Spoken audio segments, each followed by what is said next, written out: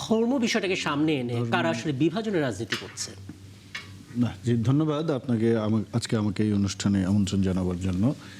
দেখেন, রাজনীতির সঙ্গে ধর্মের একটা সংযোগ অনেকেই প্রতিষ্ঠা করার চেষ্টা করেন, কিন্তু আমরা যদি যেই রাষ্ট্র ব্যবস্থার কথা আমরা কল্পনা করি যে সবার সমান অধিকার থাকবে, সমান সুযোগ থাকবে, সেখানে কিন্তু আসলে ধর্ম গুরুত্বপূর্ণ ভূমিকা পালন করবে না। কারণ ধর্মের ভিত্তিতে বিভাজিত হবে, যে আপনি যে সোসাইটিতে যদি আদারিং করেন যে আমি সংখ্যা গুরু তুমি সংখ্যা লঘু, এই টার্ম যদি ব্যবহার করেন, তাহলে কিন্তু রাষ্ট্রের ভিতর স্বয়ংক্রিয়ভাবেই কিন্তু একটা বিভাজন তৈরি হয়। এবং ইনি মহাসচিব যেটা বলছেন সেটা কিন্তু উড়িয়ে দেওয়ার সুযোগ নেই। কারণ আমরা যদি আমাদের কিছু কিছু দলের বা কিছু কিছু ব্যক্তির বা প্রতিষ্ঠানের কথাবার্তা বলার ধরন এবং ট্রেন্ড যদি ফলো করি, তাহলে দেখবেন যে আসলে এটা কিন্তু খুব পরিষ্কারভাবেই বোঝা যায় যে কেউ কেউ পার্টিকুলারলি ধর্মকে ব্যবহার করে নানা ধরনের সংঘাত বা বিভাজন উস্কে দেওয়ার চেষ্টা করছেন। ঠিক 5ই আগস্টের পরে যেই মুহূর্তে আমাদের আসলে ঐক্যবদ্ধ হওয়ার কথা, সবাই মিলে, মানে কি আধুনিক রাষ্ট্রের যে আমরা কল্পনা করি, সেখানে তো আসলে বর্ণগত, ধর্মগত, শ্রেণীগত কোনো বিভাজন থাকবে না রাষ্ট্রের। সেখানে রাষ্ট্রের পরিচয় একটাই থাকবে, যে সবাই রাষ্ট্রের নাগরিক। সেই নাগরিকের সবাই সমান সুযোগ সুবিধা পাবে। তো সেই জায়গায় যদি কেউ এই ধরনের বিভাজন তৈরি করার চেষ্টা করে বা সুযোগ নেওয়ার চেষ্টা করে পরিকল্পিতভাবে, সেটা তো দুঃখজনক হবে। এবং মহাসচিব অবশ্যই যিনি যেটা বলেছেন, বিএনপির মহাসচিব, উনি তো নিশ্চয়ই তিনি বলছিলেন যে একটা সিচুয়েশন তৈরি হয় যে যখন আমরা 71 নিয়ে কথা বলতে চাই, অনেকে এটা বোঝাতে চান যে আমরা আসলে 24কে বোধহয় ভুলিয়ে দিতে চাই বা 24কে আলোচনায় আনতে চাই না। কিন্তু যেটা আসলে মির্জা ফখরুল আমাকে বললেন যে আপনাকে মাথায় রাখতে হবে 71-এর প্রয়োজন 24টাকে আরো বড় আকারে সামনে তুলে ধরার জন্য। কিন্তু এই বিভাজনটা আসলে যেন না হয়, আপনার কাছ থেকে এটা আরেকটু বিস্তারিত জানার চেষ্টা করবো। আমি ফরিদুল হক, আপনার একটা মতামত নিতে চাই। তরুণদের দল এনসিপি সাম্প্রতিক সময় পদযাত্রায় হামলার শিকার হচ্ছে। একটু আগে নাসিরউদ্দিন পাটোয়ারি হামলার শিকার হয়েছেন, সেটা আলাদা করে আসবো। তার আগে আপনার মনে হয় কিনা যে আসলেই বিভাজনের একটা রাজনীতি শুরু হয়েছে? জি, ধন্যবাদ। আমাকে শুনতে পাচ্ছেন? পরিষ্কার শুনতে পাচ্ছি। জি জি জি। বিভাজনের রাজনীতি আসলে সাধারণত যেটা হয় যে ফ্যাসিস্টরা করে, ক্ষমতায় থেকে ক্ষমতাকে ব্যবহার করে বিভাজনের রাজনীতি করে। কাউকে ধরেন আদারিং করে, কাউকে মানে কি বলে যে অনাগরিক করে, কারোর জীবনের নিরাপত্তা কিংবা জীবনের কি বলে যে সাধারণ নাগরিক রাইটস এগুলো থাকে না কারোর ক্ষেত্রে। যেমন ধরেন, আপনি যদি মনে করে দেখেন যে গুম এখানে শুরু হলো তো জঙ্গিবাদ নির্মূলের নামে। হ্যাঁ, তো ধরেন একজন যদি সত্যি সত্যি জঙ্গি হয়ও, তাকে কি আপনি গুম করে ফেলবেন কিনা? হ্যাঁ, এরকম অনেকগুলো প্রশ্ন তো ধরেন থাকে। তো এটা প্রধানত আদারিংটা যেটা হয়, এটা রাষ্ট্র ক্ষমতায় যারা থাকেন, রাষ্ট্রে যারা পরিচালনায় যারা থাকেন, এটা তাদের দিক থেকেই সাধারণত হয়। তো এখন ধরেন, এখন যে সরকার এসেছে গত কি বলে যে ত্রয়োদশ নির্বাচনের পরে, এখন এই নির্বাচনের পরে এখন সরকারি দলের সেক্রেটারি জেনারেল উনি ভালো বলতে পারবেন ওনারা আদারিং করছেন কিনা, ওনারা বিভাজন করছেন কিনা। এটা তো ওনাদের বলতে পারার কথা। আরেকটা হচ্ছে যে আমাদের বিভিন্ন মানে মতের দ্বিমত, মতের অমিল, মতের পার্থক্য, এগুলো তো থাকবেই। এগুলো ধরেন একই জিনিস, একই ইতিহাস আপনি যেভাবে দেখেন আমি তো সেভাবে দেখি না। একই ঘটনাকে আপনি যেভাবে ব্যাখ্যা করেন আমি তো সেভাবে ব্যাখ্যা করি না। তো এই পার্থক্য তো থাকবে। এই পার্থক্য তো গণতান্ত্রিক সমাজের কি বলে সৌন্দর্য, বৈচিত্র্যই তো গণতন্ত্র। মানে আমাদের চিন্তায় বৈচিত্র্য থাকবে, আমাদের কথায় বৈচিত্র্য থাকবে, আমাদের বৈচিত্র্যতার বিভাজন দুটো তো ভিন্ন জিনিস। মানে আপনি কি দেখছেন যে বৈচিত্র্যতার বদলে বিভাজনটাই এখানে হচ্ছে এবং সেখানে সরকারেরও দায় আছে, তাই তো? না, বিভাজন আমি আসলে আমি ঠিক জানি না, মানে মির্জা ফখরুল ইসলাম আলমগীর কোন জায়গা থেকে উনি এটা বলেছেন। মানে এটা তো আসলে ওনার জায়গা থেকে বলার কথা না। মানে এটা তো আসলে তার বক্তব্যটা আমি যদি আপনাকে একটু কোট করে শোনাই, তিনি বলেছেন একটা গোষ্ঠী স্পষ্ট করে বলেছেন, একটি গোষ্ঠী সচেতনভাবে ধর্মের নামে দেশকে বিভাজনের দিকে ঠেলে দিতে চায়। ধর্মের নামে যারা দেশকে বিভাজনের দিকে ঠেলে দিতে চায় তাদের অবশ্যই রুখে দিতে হবে। এখন কারা, কোন গোষ্ঠী ধর্মের নামে দেশকে বিভাজনের দিকে ঠেলে দিতে চায়, তারা আসলে আপনাদের আশপাশে আছে কিনা সেই ইঙ্গিতটা আসলে বক্তব্য এটা একটা রাজনৈতিক বক্তব্য। এটা আমাদের আশেপাশে, ওনাদের আশেপাশে তো অনেক ধর্মীয় গোষ্ঠী আছে, ওনাদের জোটের মধ্যে ধর্মীয় গোষ্ঠীরা আছে না। জি। তো এইটা আসলে এটা কোনো ইয়ে না, এটা একটা রাজনৈতিক বক্তব্য। এটা নিয়ে আসলে ধরেন যারা সরকারে থাকে না তাদের আলাদা করে বিভাজন করার কি আছে ধর্মের নাম। ধরেন ধর্মভিত্তিক রাজনৈতিক দলগুলো তো এখানে আছে, এগুলো সেই পুরনো ধরেন বুঝতে কি পারছি বলে যে- আপনার বক্তব্য বরাবরের মতো স্পষ্ট। এইখানে আমি একটু যুক্ত করতে চাই, জি। মহাসচিব উনি এই কথার বলার সঙ্গে যেটা বলেছেন যে আমরা এখানে উগ্রবাদকে আশ্রয় দিতে পারি না, মৌলবাদকে প্রশ্রয় দিতে পারি না, আমরা এখানে উগ্রপন্থী উদারপন্থী গণতান্ত্রিক বাংলাদেশ বিনির্মাণ করতে চাই বা গঠন করতে চাই। উনি যে কথাটা বলেছেন যে ধরেন এটা কিন্তু প্রাসঙ্গিক, গত 1.5 বছরে বা 18 মাস যেটা অন্তর্বর্তীকালীন সরকারের সময়টা ছিল, ওই সময় মাজারে যেই হারে হামলা হয়েছে, এখন বিভাজন কিন্তু ধর্মীয় বিভাজন কিন্তু শুধু দুইটা ভিন্ন ধর্মের মধ্যে হয় তা না, ধর্মের ভিতরেও হতে পারে, একই একটা ধর্মের ভিতরেও বিভাজন হতে পারে, মতবাদগত মতাদর্শগত বিভাজন হতে পারে। এখন আমরা কিন্তু দেখেছি যে মাজারে হামলা হচ্ছে, এখন মাজারে হামলা হচ্ছে এটা তো বন্ধ করতে হবে, এবং প্রকাশ্যে এই কুষ্টিয়া বা ওই দিকেই মাজারে হামলা করে একজনকে মেরেও ফেলেছে, এবং যারা হত্যা করেছে তারাও একটি রাজনৈতিক দলের সঙ্গে সম্পৃক্ত বলে আমরা গণমাধ্যমে দেখেছি। আর সম্প্রতি যে জিনিসটা আমরা দেখলাম, একটা খুব বহুল জনশ্রুত গান নিয়ে একজন শিক্ষিকা সেই গানটা গেয়েছেন, এবং এটার যে ট্রল সমালোচনা যেইভাবে করা হয়েছে, এবং আমরা যারা এই গানের পক্ষে ছিলাম, কারণ গান তো একটা খুব নিরীহ একটা গান ছিল, খুবই জনপ্রিয়, 80 বা 90s-এ যারা বড় হয়েছেন তারা এই গান শুনেননি এরকম লোক সম্ভবত বাংলাদেশে নাই, আছে কিছু, খুব কম। তো এই গানটা কিন্তু অনেক জনপ্রিয় বহুল শ্রুত একটি গান, এবং উনি যেই গানটি গেয়েছেন যে শিক্ষিকা, সেখানে খারাপ কিছু মনে হয়নি না, কিন্তু যেইভাবে সমালোচনা করা হয়েছে এবং এই গানটির পক্ষে আমরা যখন কথা বলতে গেলাম, আমাদের যেইভাবে অশ্রাব্য অভব্য ভাষায় গালিগালাজ করা হয়েছে, সেখানে কিন্তু আমরা ধর্মীয় বিভাজন, কালচারাল বিভাজন দেখতে পাই। এখন ধর্মীয় বিভাজন আমি যেটা বলছি যে দুটা ভিন্ন ধর্মের মধ্যে বিভাজন হয় না, একটা দলের মধ্যে বিভাজন হয়। একদম। এখন আপনি মাজারপন্থী যারা আছে তাদের সঙ্গে আপনার দ্বিমত থাকতেই পারে, ভিন্নমত থাকতেই পারে, কিন্তু আপনি হামলা করে লাশ তুলে পুড়িয়ে ফেলবেন, পীরকে মেরে ফেলবেন, এইগুলা কিন্তু আলোচনার মধ্যে আমাদের আনতে হবে। আমি তো আবু নিয়াসর মোহাম্মদ রহমতুল্লাহ আপনার একটা মতামত নিতে চাই। আপনি বিএনপি সদস্য, আপনি দেখতে পাচ্ছেন কিনা যে এই দলটার মধ্যেও ধর্মভিত্তিক কোনো দলগুলো তাদের আশপাশে আছে কিনা, এবং সেখানে কোনো বিভাজন হচ্ছে কিনা? জি। ধন্যবাদ আপনাকে, আপনার মাধ্যমে দর্শক শ্রোতা মন্ডলীকে সহ আলোচক বৃন্দকে শুভেচ্ছা।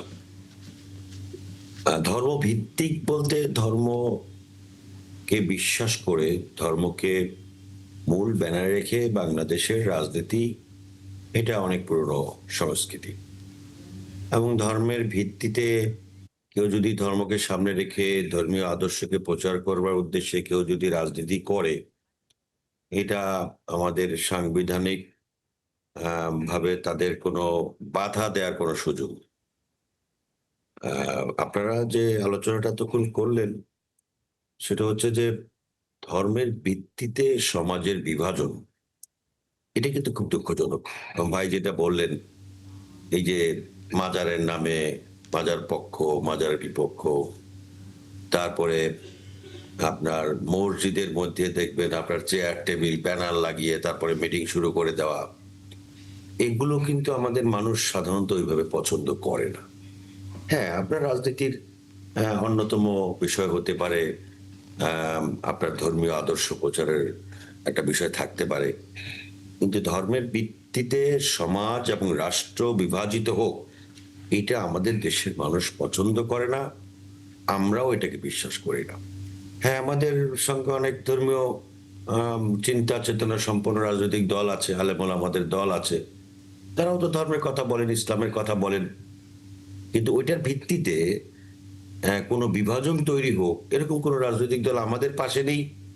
আর যাদের কথা বলা হচ্ছে তারাও ধর্মের ভিত্তিতে বিভাজনের চেষ্টা বিভিন্ন সময় করেছেন, বিশেষ করে নির্বাচনের সময় আপনি দেখবেন যে এটাকে খুব ব্যবহার করার চেষ্টা করা হচ্ছে, একেবারে ওপেন শীর্ষ নেতৃবৃন্দ থেকে প্রয়োজনে। এরপরে প্রার্থীরা গিয়ে বলতেছেন যে আপনি এইখানে একটা ভোট দিলেন, তার মানে আপনি জান্নাতের পথে এগিয়ে গেলেন। এই যে অপপ্রচার, এবং এটা আবার বলা হচ্ছে যে আমরা কখনো বলি নেই, এরপরে দেখবেন যে সোশ্যাল মিডিয়ায় তাদের বক্তব্যগুলো আবার এসে হাজির করা হলো। এইভাবে ধর্মকে পুঁজি করে বা ধর্মীয় কোনো বিষয়কে সামনে এনে মানুষকে লোভ লালসার মধ্যে ফেলে বা ধোঁকা দিয়ে প্রতারণা করে এরপরে রাজনীতি, এইটা আসলে না করা উচিত। এটা ধর্মকে অবমাননা করা হয়, এটা ধর্মীয় যে চিন্তা চেতনা তার প্রতি আঘাত করা হয়। কারণ প্রত্যেকেই আমরা তাহলে কি যেই দলের সঙ্গে ইসলাম নেই, বিএনপির মানুষজন যারা মুসলমান, আমরা তারা কি ধর্মকে বিশ্বাস করি না? তারা কি ধর্মকে সম্মান করি না? ধর্মীয় আদর্শকে মানি না? কিন্তু এইটাকে পুঁজি করে যারা রাজনীতি করেন তাদের এখান থেকে বের হয়ে আসা উচিত। ধর্মীয় চিন্তা চেতনা যার যার মতো করে থাকবে, ধর্মকে যখন আঘাত করা উচিত না, আবার ধর্ম একদম স্পষ্ট, একদম স্পষ্ট। মারুফ মল্লিক, যেটা নিয়ে আমরা কথা বলছি এখানে আসলে যতটা না রাজনীতি, তার চাইতে বেশি একটা সামগ্রিক সমস্যা। এটা অর্থ এটা না যে শুধুমাত্র মানে একটি রাজনৈতিক দলের মধ্যে এই মাথা ব্যথাটা আছে, এই সমস্যাটা প্রায় সমস্ত রাজনৈতিক দলের মধ্যে আছে। তার মানে আমাদেরকে চিহ্নিত করতে হবে কারা আসলে সেই বিভাজনের দিকে নিয়ে যাচ্ছে, এবং সেটা কখনো ধর্মকে ব্যবহার করে, কখনো সামাজিক যে কোনো সংকটকে ব্যবহার করে, কখনো কিছু লোভ দেখিয়ে। 1 মিনিটের মধ্যেই বলবেন, আমি একটা বিরতিতে যাব, সমাধানের জায়গাটা ছোট করে অন্তত এই অংশ। সমাধানের জায়গাটা হচ্ছে যে রাজনৈতিক হিপোক্রেসি থেকে আমাদের বেরিয়ে আসতে হবে। ইনি ভাই যেটা বললেন যে ধর্মের নামে জান্নাতের টিকিট বিক্রি করা, এখন আমাদের দেশে একটা কি সাধারণ একটা যারা একটু ধর্মের কথা বলেন বা ধর্মীয় পোশাক আদি বা ধর্মীয় সিম্বল ব্যবহার করেন, তাদের প্রতি সাধারণ মানুষের একটা ধারণা আছে যে উনি হয়তো একটু বেটার। সোসাইটিতে তো নানা ধরনের মানুষ থাকে, উনি একটু ভালো নীতিনৈতিক, হ্যাঁ নীতিনৈতিকতার জায়গা থেকে। কিন্তু আমরা গত 1 মাসে যদি দেখি যে এদের মধ্যে ব্যাপক হারে যৌন নির্যাতন এবং আপনি দেখবেন যে যৌন কেলেঙ্কারির ঘটনা বেরিয়ে আসতেছে। তো আপনি একদিকে ধর্মীয় লেবাস ধরে ধর্মের কথা বলে রাজনীতি করছেন, এবং আরেকদিকে গণহারে আপনি এই ধরনের অশ্লীল অসামাজিক কাজে যুক্ত হচ্ছেন। এখন এটা নিয়ে আবার তারা বিতর্ক তুলবে, এটা অশ্লীল বা অসামাজিক হলো কিনা, কারণ তারা তো নানা ধরনের ব্যাখ্যা নিয়ে হাজির হয় ক্রমাগত। এই জায়গা থেকে বের হয়ে আসতে হবে, কারণ আমি যে হিপোক্রেসির, যে পলিটিক্যাল হিপোক্রেসির কথা যেটা বললাম, আসলে আপনি যেই রাজনীতি করেন, যা করতে চান সেটা সরাসরি বলে দিতে হবে। আপনি লেবাস ধরে যখন রাজনীতিতে যাবেন তখন কিন্তু এই সংকট থেকে আসলে একদম স্পষ্ট হিপোক্রেসিটা আসলে ধরতে হবে। সিলেটের জৈন্তাপুর থেকে হয়তো ফিরছিলেন পদযাত্রা শেষে নাসিরুদ্দিন পাটোয়ারি, তার গাড়ি ভরে হামলার একটা খবর আমরা দেখলাম, গ্লাস ভেঙেছে, হাত কেটেছে। একটু জানাবেন আসলে ঘটনাটা কি ঘটেছিল, এবং বারবার এনসিপির ওপরে কেনই হামলা হচ্ছে, কারা করছে, জুলাই পদযাত্রাকে টার্গেট করে এখন পর্যন্ত যা যা ঘটেছে সবকিছু একটা পর্যবেক্ষণ তো জানতে চাই। তবে শুরুটা করবেন একটু আগের ঘটনাটা দিয়ে। জি ফরিদুল হক। একটু আগের ঘটনা আপনি যতটুকু দেখেছেন, আমিও আসলে ওই পর্যন্তই খবর পেয়েছি। মানে আমাদের ফিরছিল, আমাদের বহর ফিরছিল, ওই অবস্থায় হামলা হয়েছে অন্ধকারের মধ্যে। হ্যাঁ, তো অতর্কিত হামলা, তো আমাদের বহর ট্রেনে চলে এসেছে, ওখানে 1-2 জন আহত হয়েছে। সম্ভবত নাসিরুদ্দিন পাটোয়ারিও তার গাড়ির গ্লাস তার হাতে লেগে তার হাতও কেটে টেটে গেছে, এই ধরনের ঘটনা ঘটেছে। আর কারা করছে এটা তো পরিষ্কারভাবে তো মানে সমস্ত রেকর্ড তো আছেই, সমস্ত ভিডিও রেকর্ড আছে। ইনফ্যাক্ট ভিডিও তো সাংবাদিক কিংবা আমাদের খুঁজে বের করতে হয়নি, যারা হামলা করেছে তারাই ভিডিও করে ফেসবুকে এবং সামাজিক যোগাযোগ মাধ্যমে প্রচার করেছে। এবং হচ্ছে তারা পাল্টা মানে একদিকে হামলা করেছে, তারপরে হচ্ছে যে চিকিৎসা নিতে দেয়নি, তারপরে আবার পাল্টা প্রোগ্রাম দিয়েছে, 144 জারি করিয়েছে, তারপরে আবার ধরেন মানে হামলা চেষ্টা করেছে, এবং দেশের বিভিন্ন জায়গাতে হামলা হয়েছে, লাগাতার ভাবে হামলা হয়েছে। আজকেও আমাদের বিভিন্ন জায়গাতে প্রতিবাদ কর্মসূচি ছিল, সেইখানেও হামলা করার চেষ্টা করা হয়েছে, কিংবা বিভিন্ন জায়গাতে আমাদের নেতা কর্মীদেরকে ফোন করে হুমকি দেওয়া হচ্ছে যাতে ঘর থেকে না বের হয় কিংবা প্রোগ্রামের জন্য না নামে। হামলাটা আসলে কেন হবে, মানে মোটিভটা কি, হামলার কারণটা কি আসলে? আপনার কারণ মানে মোটিভ কি? আপনার মোটিভ হচ্ছে যে ক্ষমতায় গেলে যেটা হয়, মানে সরকারি দলের কোনো সমালোচনা সহ্য হয় না আর কি, এছাড়া আর কি মোটিভ? এটাই তো আমার একটা প্রশ্ন ছিল। জি জি বলেন আরুফ ভাই, আমি আপনার প্রশ্নের জন্য অপেক্ষা করতেছি। জি ধন্যবাদ। একটা প্রশ্ন করেন। জি ধরেন বিরোধী দল তো সরকারি দলের সমালোচনা করবে, এটাই স্বাভাবিক। কিন্তু বিরোধী দলে থাকা অবস্থায় সরকারি দলের নেতা কর্মীদের পরিবারের সদস্যদের নিয়ে অশ্রাব্য অসভ্য ভাষায় কথা বলাটাকে আপনি এই প্রতিক্রিয়া পাল্টা হামলা হিসেবে দেখছেন কিনা?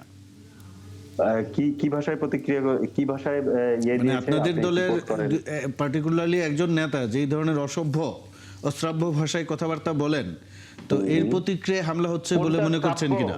কোনটা শ্রাব্য কোনটা অশ্রাব্য এটা কে ঠিক করছে? এটা আপনার নীতি নৈতিকতা ঠিক করবে। যদি আপনার মধ্যে এথিক্স থাকে, মোরাল থাকে, ওকে, নীতি নৈতিকতা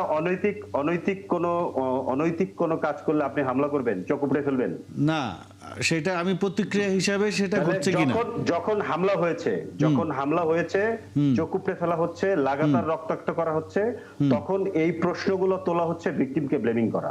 এটা নিশ্চয়ই আপনি জানেন। ভিকটিমকে ব্লেমিং করা না, যখন আপনি একজন রাজনৈতিক নেতার স্ত্রীকে নিয়ে এই ধরনের অশালীন মন্তব্য করবেন, তখন তার বিক্ষুব্ধ নেতা সেটা যদি তার প্রতিক্রিয়ায় কি হামলা হচ্ছে আমি প্রশ্ন করছি, আমি বলি অপরাধ হলে আপনি মামলা করেন না, মামলা তো হতেই পারে, কিন্তু ধরেন তার প্রতিক্রিয়ায় এই হামলাটা হচ্ছে কিনা। রাকিব যেটা প্রশ্নটা করলেন, আমরা তো হামলাকে জাস্টিফাই করার চেষ্টা করছি না, আমরা আইডেন্টিফাই করার চেষ্টা করছি হামলাটা কেন হচ্ছে। আইডেন্টিফাই করার কিছু নাই, তো ভিডিও আছে, মানে এই সরকারি দলের নেতাকর্মীরা ফয়জুল হক, একটা বিষয় একটু বলি, মানে আপনারা উদযাপন করছে। হ্যাঁ, আপনারা মানে আপনি এনসিপির যুগ্ম সদস্য সচিব, আপনার সাথে যখন আমরা কথা বলি, যে কোনো প্রশ্নে আপনি ঠান্ডা মাথায় উত্তর দেন, আমরা সেগুলো শুনি, সেগুলো নোটও নেই, এবং পরবর্তীতে আমরা হয়তো ক্ষেত্র বিশেষে প্রতিবেদনও তৈরি করি। কিন্তু মুশকিল হচ্ছে আমরা যখন নাসিরুদ্দিন পাটোয়ারির বক্তব্য শুনি, তখন আমরা চিন্তা করি কিভাবে এই অংশটা প্রচার করব, কারণ এমন কিছু ভাবে তিনি কথা বলছেন যেটা প্রচার করতে গেলে আমাদের 2-3 বার ভাবতে হচ্ছে, আলোচনা করতে গেলেও তো আরো চিন্তা করতে হচ্ছে। সেই জায়গা থেকে মন্তব্য আপনারা কখনো নিজেদের দল থেকে ফলো করেছেন কিনা, যে তার বক্তব্য ঠিকঠাক হচ্ছে কিনা? প্রতিভাবান নেতা তিনি ছিলেন, জুলাই যোদ্ধা হিসেবে হঠাৎ করে কেন এমন বক্তব্য তিনি দিচ্ছেন যাতে করে পরিষ্কার? জি, আচ্ছা, এখন ব্যাপারটা হচ্ছে যে সবাই তো একই রকম বক্তব্য দিবে না, কিন্তু খুব স্বাভাবিক ব্যাপার। ধরেন সরকারি দলের নেতারা এখন যারা আছেন, এর আগে যারা ছিলেন, সবাই কি একই ভাষায় বক্তব্য দিতেন? ধরেন ওয়ান অফ দা সরকারি দলের সেলিব্রেটেড কি বলে যে নেতা, বিএনপির ওয়ান অফ দা সেলিব্রেটেড নেতা সালাউদ্দিন কাদের চৌধুরী, উনি যখন বক্তব্য দিতেন, ওনার তো বক্তব্যের ভেতরে অনেক ইন্টেন্স থাকতো, কিন্তু বক্তব্যের ভেতরে উনি কিন্তু অনেক ধরনের ভাষা ব্যবহার করতেন, যেটা সবাই করবে না, আমি হয়তো করবো না, কিন্তু আমি ওনার বক্তব্য ভঙ্গি তো পছন্দ করি। উনি কি করছেন? উনি মুখ দিয়ে কথা বলছেন। আপনি একটা ডেমোক্রেটিক সোসাইটিতে থাকতে গেলে আপনার মুখের কথা সহ্য করতে পারতে হবে। আর বিশেষত যখন আপনি ক্ষমতায় থাকবেন, আপনি পাবলিকের ট্যাক্সের পয়সায় আপনার বেতন হবে, পাবলিকের ট্যাক্সের পয়সা আপনি লাল বাতিওয়ালা গাড়িতে চড়বেন, পাবলিকের ট্যাক্সের পয়সায় আপনি অফিস করবেন, এসিওয়ালা কামরায় অফিস করবেন, পাবলিকের ট্যাক্সের পয়সায় আপনি হচ্ছে গিয়ে হেয়ার রোডে বাড়ি নিয়ে থাকবেন, তখন আপনাকে এটা হজম করতে তার মানে কি আপনি বলতে চাচ্ছেন? এবং ব্যাপারটা শুধুমাত্র এইটা না যে এই নাসিরুদ্দিন পাটোয়ারি বাংলাদেশের প্রথম ব্যক্তি যে এই ধরনের বক্তব্য দিচ্ছে। সরকারি দলের বিভিন্ন নেতারা লাগাতার ভাবে ধরেন বক্তব্য দিয়ে যাচ্ছে। ইভেন ধরেন এই যে সরকারের এই যে এখনকার যে হাইব্রিড নেতা, এই যে যাকে কি বলে রাজনৈতিক সচিব বানাইছে, আবার অনেকে দেখি তাকে রাজনৈতিক উপদেষ্টা লেখে, খুবই লজ্জা লাগে জিনিসটা। যাই হোক, এটা সরকারি দলের ব্যাপার, তারা বুঝবে। সেও আজকে বলল যে নাসিরুদ্দিন পাটোয়ারি ছাড়া এনসিপি যে কোনো জায়গায় গেলে সহযোগিতা করা হবে, মানে এটাকে একটা ইস্যু করা হয়েছে, এটা একটা টার্গেটেড অ্যাটাক। এটা বোঝা যাচ্ছে যে সরকারি দলের মধ্যে এগুলো নিয়ে আলাপ হয়েছে, হ্যাঁ, এবং নাসিরুদ্দিন পাটোয়ারিকে আসলে একটা ইস্যু তৈরি করা হবে। ইস্যু তৈরি করে মুশকিলটা হচ্ছে কি, যখন আমরা এনসিপি নিয়ে কথা বলি, তখন আমরা ফিল করি যে তরুণদের একটি দল, আমরা হয়তো কিছু পরিবর্তন সেখানে দেখব, বক্তব্যে, আচরণে, সিদ্ধান্তে, কথাবার্তায়। কিন্তু আমি দেখতে পেলাম আপনি সব পুরনো রেফারেন্স দিচ্ছেন, তাহলে নতুন কি পেলাম নতুন এই দলের কাছ থেকে? না, মানে আমি আরেকটা যেটা প্রশ্ন যুক্ত করতে চাই, না নতুন বলতে আপনি কি চান? ধরুন আপনি সালাউদ্দিন কাদের চৌধুরী যিনি ছিলেন, তার বক্তব্য রেফারেন্স দিচ্ছিলেন। সালাউদ্দিন কাদের চৌধুরী কি বাংলাদেশের ইতিহাস থেকে বাতিল হয়ে যাচ্ছে? আমি তো ইতিহাসের বাতিলের কথা বলছি না, আমি তার ইতিহাসে বাতিলের কথা বলছি না। এই যে যাকে রাজনৈতিক উপদেষ্টা করা হয়েছে কিংবা রাজনৈতিক সচিব করা হয়েছে, নাসিরুদ্দিন পাটোয়ারিকে একাধিকবার বিভিন্ন লাইভে বক্তব্যের মধ্যে সবর্গীয় গালি দিয়েছে। কেউ কি তাকে মারতে গেছে?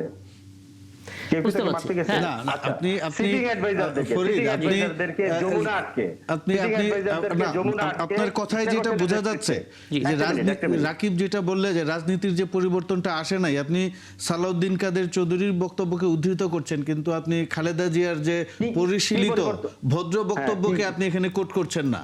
কারণ শেখ হাসিনা যেই ভাষায়, আপনি একজনের বক্তব্য দিয়ে পুরোটাকে আপনি কেন ইয়ে করছেন? আমি বলছি আপনার একটা রাজনৈতিক দলের ভেতরে অনেক মানুষ থাকবে না, এইখানে ফরিদ, এইখানে বায়াসড স্যাম্পলিং বলে একটা কথা আছে। আপনি যদি বক্তব্য, আপনি যদি রাজনৈতিক বক্তব্য কারো গ্রহণ করতে চান, সেই ক্ষেত্রে বাংলাদেশের সবচেয়ে ভালো উদাহরণ হচ্ছে খালেদা জিয়া, পরিশীলিত এবং ভদ্র রাজনীতি। আপনি সেটা উদাহরণ না নিয়ে আপনি নিচু থেকে নিচ্ছেন। সেই উদাহরণ কি এনসিপির মধ্যে আপনি দেখেন না? শুধু নাসিরুদ্দিন পাটোয়ারি কি এনসিপি কিনা? কারণ হচ্ছে এই বৈচিত্র্যকে আপনি কেন দেখুন ফয়জুল হক, আমি কেন এটা বলছি, মানে এটা না আরেকটা ব্যাপার আপনি একজনকে দিয়ে পুরা ধরেন মানে নতুন কিছু হচ্ছে না, এটাকে কেন আপনি ফ্রেমিং করছেন? আমি কি একটু ব্যাখ্যা দিই, আমি কি আপনার অনুভূতির একটু ব্যাখ্যা দিতে পারি ফয়জুল হক? আমি একটা ছোট ব্যাখ্যা দিই আপনাকে। জি, এখন দেন, ব্যাখ্যা দেন। ঠিক এই মুহূর্তে মানুষ অনেক বেশি সোশ্যাল মিডিয়া ব্যবহার করে, যেটা বেশি সসি, যেটা বেশি ভাইরাল হয়, তাতে বেশি ভিউ হয়, তাতে বেশি ইনকাম হয়। ওই জায়গা থেকে নাসিরউদ্দিন পাটোয়ারি নিজে হয়তো ফিল করেছেন যে অনেক স্মার্টফোন ঘুরছে, এমন কিছু কথা বলি যাতে মানুষ ইচ্ছাকৃতভাবে বেশি রিলটা তৈরি করে আয় করতে পারে। আমরা দেখতে পাচ্ছি যতটা না রাজনৈতিক বক্তব্য, তার চেয়ে বেশি ভিউ বাণিজ্য টাইপের বক্তব্য এখানে আসছে। আপনি সেটা ফিল করেন কিনা, মানে স্ক্রল করলে তার বক্তব্য আপনি বেশি বেশি টের পান কিনা? আমি না, আপনার এটা- বক্তব্য এটা- কিন্তু পাই না সোশ্যাল মিডিয়াতে, আপনার বক্তব্য খুব একটা স্ক্রল করলে রিলসে পাই না। আমি হুমায়ুন নূরের বক্তব্য পাই না, আমি মনিয়া সাহেবের বক্তব্য খুব একটা পাই না। আমি বারবার দেখি নাসিরউদ্দিন পাটোয়ারির বক্তব্য, এবং সেগুলো খুব হাস্যরস। পুলিশের সামনে বলছেন যে বিসিএস দেয় নাই, আমি বেঁচে গেছি, আপনারা তো বিপদে পড়ছেন, মানে নানামুখী কথা, ফানি কথা। এটা বলার মধ্যে অসুবিধা কি? আমি সেটা বলছি না, আমি আপনাকে বোঝাতে চাচ্ছি রাজনৈতিক ব্যক্তিত্বের কাছ থেকে একটু শিষ্টাচারমূলক একটু রাজনৈতিক বক্তব্য আমরা শুনছি, দেখতে পাচ্ছি সবই এখানে ফানি কমেডিয়ান বক্তব্য এখানে। না না, এখন কমেডিয়ান হলে ব্যাস, কমেডিয়ান হলে আপনি এটাকে ইগনোর করেন, কোনো অসুবিধা নেই তো। ধরেন বিভিন্ন রকমের মানুষ থাকবে না একটা দলের মধ্যে। আচ্ছা আচ্ছা, আমাকে একটা জিনিস বলেন, জি, বিএনপির সবাই কি তারেক রহমান সাহেবের মতো বক্তব্য দেন? তারেক রহমান সাহেবের বক্তব্য আমাদেরকে সবসময় রেফার করা হয় না, উনি খুবই মার্জিত, নম্র, ভদ্র। বিএনপির সবাই কি বুকে হাত দিয়ে বলতে পারবেন বিএনপির স্থায়ী কমিটি সবাই কি তারেক রহমান সাহেবের মতো বক্তব্য দেন? নিশ্চয়ই না। তাহলে আপনি কেন আশা করছেন যে এনসিপির সবাই একই রকম বক্তব্য দিবে? ভিন্ন ভিন্ন মানুষ ভিন্ন ভিন্ন ইয়েতেই, আপনাকে এই বৈচিত্র্য হজম করতে না, পারতে হবে। ভিন্ন ভিন্ন বক্তব্য দিবে, বৈচিত্র্য থাকবে, খুবই স্বাভাবিক। কিন্তু আপনি যেই দাবিটা করছেন বা নাসিরউদ্দিন পাটোয়ারি যেই ধরনের বক্তব্যটা দিচ্ছে, আপনি যেটা এখানে প্রকাশ্যে বলতে চাচ্ছেন না, বা আপনি হয়তো বা কৌশলগত কারণে দলের অবস্থান থেকে বলা সম্ভব না, হবিগঞ্জের সংঘর্ষ তৈরি হয়েছে নাসিরউদ্দিন পাটোয়ারি হবিগঞ্জের বিএনপি দলীয় নেতা জি.কে. গাউসের স্ত্রীকে নিয়ে অশালীন কথাবার্তা বলেছেন। এই জায়গা থেকে আমি যতটুকু মনে করি সংঘর্ষের সূত্রপাত। হ্যাঁ, কতটুকু অশালীন আপনার কাছে সেটা অশালীন মনে হইতে পারে না, এটা আপনার রুচির বিষয়, আপনার চিন্তার বিষয়, বোধের বিষয়। না ঠিক আছে, এটা হতে পারে।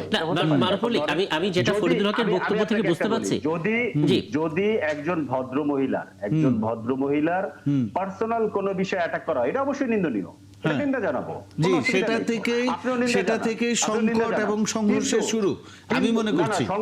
না, সংঘর্ষের শুরুর কথার মধ্যে এখানে কথা আছে। কথা হচ্ছে আপনি ধরেন, আমি ধরে নিচ্ছি যে ইনস্ট্যান্ট রিঅ্যাকশনে একটা ঘটনা ঘটলো, ঘটার পরে স্বাভাবিকভাবে যখন হামলা হবে, আমাদের একটা ছেলের চোখ উপড়ে ফেলা হবে, আমরা একটা প্রতিবাদ পাল্টা প্রোগ্রাম দিব না?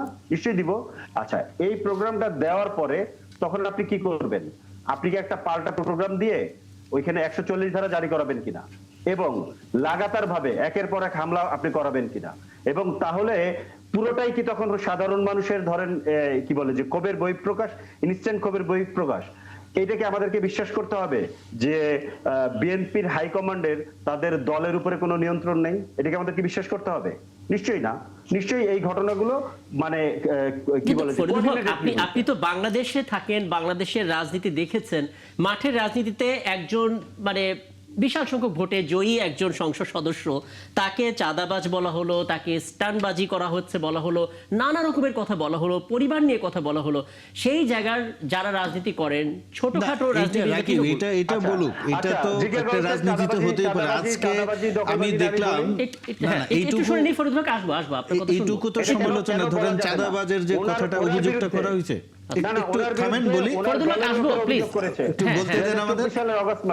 একটু বলতে দেন। ধরেন চাঁদাবাজির যে অভিযোগটা করা হচ্ছে, সেটা ধরেন বাংলাদেশের রাজনীতিতে একটা কিন্তু মানে অযৌক্তিক কোনো বিষয় না। পলিটিক্যাল পার্টির নেতাকর্মীরা চাঁদাবাজিতে, নানা ধরনের টেন্ডারবাজি বা তদবিরে যুক্ত থাকেন, এটা আমাদের পলিটিক্যাল কালচার। আমি পুরোটা কিন্তু বলতে পারিনি, আমি পুরোটা বলতে পারি। আমি বলতে চাচ্ছি, একজন নেতা যদি দুর্নীতি করে থাকেন, সে অভিযোগ থাকে, সেটা সমাবেশে বলতেই পারে বিরোধী দল, সেটা কালচার, তারা বলবে, এটা তাদের মত প্রকাশের স্বাধীনতা। কিন্তু মুশকিল হচ্ছে, এটা আমাদের মাথায় রাখা উচিত যে সেখানে সবাই একরকম না। বাংলাদেশের রাজনীতি ইতিহাসে আমরা দেখেছি এই জাতীয় সিচুয়েশনে এসে সবাই নানা রকমের একটা পরিস্থিতি তৈরি করে ফেলে। এখন জুলাই পদযাত্রার মধ্যে কি খুব গুরুত্বপূর্ণ ছিল যে আমি পলিটিক্যাল স্টেটমেন্ট দিয়ে অমুক নেতার বিপরীতে বলবো? এটা তো অন্য সময় আয়োজন করে সমাবেশ তৈরি করে এনসিপি না, সেটাও না হয় করলো, আমরা না হয় তর্কের খাতিরে সেটাও মেনে নিলাম। কিন্তু ধরেন আপনার রাজনৈতিক সমালোচনা তো আপনি করবেন। ধরেন আজকেও দেখলাম আমরা জামায়াতে ইসলামীর আমির বলছেন যে টেম্পো স্ট্যান্ড দখল করে খুব ভালো কিছু করা যায় না। এখন ধরেন রাজনৈতিক দলের নেতাকর্মীদের তো সমালোচনা করবেন, কিন্তু ওনারা যে বাহাসে লিপ্ত হয়েছেন, মানে হয় কি ন্যাচারাল জাস্টিস বলে একটা কথা আছে, বা আপনি যদি ধর্মে বিশ্বাস করেন আল্লাহর তরফ থেকে গজব নাজিল হয়। আল্লাহ বারবার সতর্ক করেছেন, তোমরা যদি বিপথে যাও বা তোমরা যদি পথভ্রষ্ট হও তাহলে আমি তোমাদেরকে বালা মুসিবত দিয়ে পরীক্ষা করি। এই যে একটা দলের এত নেতাকর্মীর বিরুদ্ধে যৌন কেলেঙ্কারির তথ্য বেরিয়ে আসতেছে, আমি মনে করি এটা পরিষ্কারভাবে আল্লাহর তরফ থেকে গজব, বা তাদেরকে সতর্ক করা হচ্ছে, তোমরা সতর্ক হও। রাজনীতিতে আপনারা সমালোচনা করবেন, পাল্টাপাল্টি বক্তব্য হবে, এটাই স্বাভাবিক। একটা জিনিস দেখেন, এই যে এই বিতর্ক হচ্ছে আমাদের এই মুহূর্তে, তারা বিরোধী দলের নেতাকর্মী, আমার কথায় ফরিদুল হক মন খারাপ করতে পারেন, কিন্তু আমি মনে করি বাংলাদেশের বিরোধী দলের যে ক্ষমতা একদল অর্বাচীনের হাতে পড়েছে। আমাদের দেশে এখন গ্যাসের একটা ক্রাইসিস আছে, আপনি দেখেছেন, আপনারা কিন্তু দেখিয়েছেন, এই সিএনজির যারা চালায় বা অটো চালা, তারা লাইনে দাঁড়িয়ে থাকছে, আমরা গ্যাস পাচ্ছি না, বাসাবাড়িতে গ্যাস নাই। এইটা নিয়ে কিন্তু বিরোধী দলের কেউ কথা বলছে না। কোনো এই রাজনৈতিক বিরোধী দলের নেতাকর্মীদের তো প্রশ্ন করা উচিত ছিল সরকারি দলকে, যে এই গ্যাস আমরা কেন পাচ্ছি না, আমাদের জানান। সরকার কি পরিষ্কার করে জানিয়েছে গ্যাস নিয়ে সংকটের জায়গাটা কোথায়? আমরা একটু বলে এই আলাপের মধ্যে ঢুকে আমি আপনার পয়েন্টগুলো নিলাম, এবং আমি নিশ্চিত ফরিদুল হকের কাছে বক্তব্য আছে, সেগুলো শুনবো। তার আগে অনেকক্ষণ ধরে আবু নাসর মোহাম্মদ রহমতুল্লাহ আপনি শুনছিলেন হয়তো আলাপটা, আপনার কাছে কয়েকটা বিষয়টি জানতে চাই। প্রথম কথা হচ্ছে, নাসিরউদ্দিন পাটোয়ারির বয়স কম, কিন্তু তরুণ নেতা, সবার কাছে আসলে প্রত্যাশিত থাকে যে তিনি একটা সময় খুবই বর্ষিয়ার নেতা হবে, জাতীয় নেতা হবে, এবং দেশ পরিচালনার ক্ষেত্রে তিনি তার প্রজ্ঞাটাকে ব্যবহার করবেন। মর্নিং শোজ দ্য ডে বলে তো একটা কথা আছে, আমরা যদি এরকম ভাষা দেখি, এরকম কিছু বক্তব্য দেখি, সেই আশাবাদটা ধারণ করতে পারি কিনা। আমরা এনসিপির সবচাইতে শীর্ষ নেতা, বিরোধী দলীয় চিফ হুইপ, জাতীয় নাগরিক পার্টির আহ্বায়ক নাহিদ ইসলাম একটা বক্তব্য শিরোনামে দেখতে পাচ্ছি, প্রথম আলোতে এসেছে, আমরাও করেছি, সরকারকে 5 বছর দেশ পরিচালনার সুযোগ দেয়া হবে না। মানে 5 মাস 6 মাসের সরকারকে 5 বছর দেশ পরিচালনা করার সুযোগ দেওয়া হবে না, স্টেটমেন্ট দেওয়ার সময়টা এখন কিনা। এবং যেখানে নাহিদ ইসলাম বেশ কয়েকটা পয়েন্টও তুলে ধরেছেন, যে পয়েন্টগুলো যে খুব একটা ফেলে দেওয়ার মতো তাও নাই। যেমন বিদ্যুৎ গ্যাসের দাম বাড়িয়েছে সরকার দফায় দফায়, গণভোটের যে রায়, সেই রায়টাকে সরকার উপেক্ষা করেছে। এখন এনসিপি পদযাত্রায় যে হামলা হচ্ছে, সেখানেও সরকারি দলের অনেকে, ছাত্র সংগঠনে অনেকে সেখানে জড়িত বলে অভিযোগ করা হচ্ছে। সবকিছু এসেছে তার আলাপে। কি বলবেন আপনার অবজারভেশন? জি। আসলে আপনি অনেকগুলো বিষয় আমার কাছে নিয়ে এসেছেন, তার আগেও তো অনেকগুলো বিষয় আমি শুনেছি অনেকক্ষণ যাবত। জি জি প্লিজ। আমি ওই বিষয়টা একটু আপনাদেরকে বলতে চাই। জি। এটা হচ্ছে যে এই যে এতক্ষণ যাবত আলোচনা হলো এনসিপির উপরে হামলা, তারপর যে একটা লোকের কথা আপনারা বারবার নাম আনতেছেন, জি। নামটা মুখে নিচ্ছেন সবাই মিলে। আমার মনে হয় যে এখানে এনসিপির নাম যতবার না নেওয়া হয়েছে, ওই লোকের নামটা বারবার নিয়েছেন। আমি একজন রাজনৈতিক কর্মী হিসেবে ওই লোকের নামটা এখানে বারবার নেওয়াটাকে আমি নিজেকে লজ্জিত বোধ করছি, ঘৃণা বোধ করছি। এরকম একটা অসভ্য, বেয়াদব এবং কুলাঙ্গার বাংলাদেশের রাজনীতিতে আর কোনোদিন আমার রাজনৈতিক জীবনে আমি দেখেছি বলে মনে হয় না। কথা প্রসঙ্গে সালাউদ্দিন কাদের চৌধুরী বা সুরঞ্জিত সেন গুপ্তদের কথা এই টেনে এনে তারপরে এই বেয়াদবটার সঙ্গে তুলনা করা, এটা রাজনৈতিক নেতাদের অপমান করা হয়। এই বেয়াদব ছেলেটা আজকে এনসিপির উপরে কেন হামলা হবে? কারণটা কি? এনসিপি কি বিএনপির প্রতিদ্বন্দ্বী? এনসিপি যেখানে পদযাত্রা করতে যাচ্ছে, সেই পদযাত্রাটা কি বিএনপির আদর্শ চিন্তা চেতনার পরিপন্থী? এনসিপি যাচ্ছে জুলাইয়ের পদযাত্রা করবার জন্য। জুলাই পদযাত্রা যদি এনসিপি করে, সেখানে এনসিপি, বিএনপি, জামাত, এরা সবাই তো ফ্যাসিবাদ বিরোধী শক্তি। ওই পদযাত্রায় শুধু এনসিপির কর্মীরা অংশগ্রহণ করবে? সেই পদযাত্রায় তো বিএনপি, জামাতের সমর্থক যারা, তারাও সেখানে অংশগ্রহণ করতে পারত, করা উচিত ছিল, করেছো বিগত দিনে। বিএনপির যে সমস্ত লোকজন, তারা কি সব এনসিপিতে যোগ দিয়েছে? জামাতের যে সমস্ত লোকজন, সবকে এনসিপিতে যোগ দিয়েছে? এনসিপি কি এত বড় পার্টি, নাকি আওয়ামী লীগের লোকজন এখন বেশি এনসিপি করে? ভিন্ন বিষয়। আমার বক্তব্য হচ্ছে, এই পদযাত্রার মধ্যে মাইকটা হাতে নিয়েই কক্সবাজারে গিয়ে বলা হচ্ছে যে শিলং থেকে গডফাদার এসেছে সালাউদ্দিন। ভাই, আপনি পদযাত্রা করছেন, জুলাই পদযাত্রা।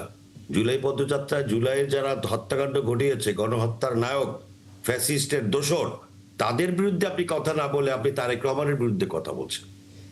আপনি কথা বলছেন, কথা বলেন, বিরুদ্ধে তো কথা বলবেনই। বিরোধিতা না থাকলে রাজনীতিতে সৌন্দর্য বাড়ে না, গণতান্ত্রিক সৌন্দর্য বৃদ্ধি পায় না, ঠিক আছে। কিন্তু কথা বলার কোনো রকমের সভ্যতা, ভব্যতা, অসভ্যতার একেবারে সীমা লঙ্ঘনের সর্বশেষ যে পথ, সেটাকে ব্যবহার করা হচ্ছে। কারণটা কি? আপনি কি ফ্যাসিবাদের এই গণহত্যার বিরুদ্ধে কটা কথা বলেছেন এই পদযাত্রায় গিয়ে?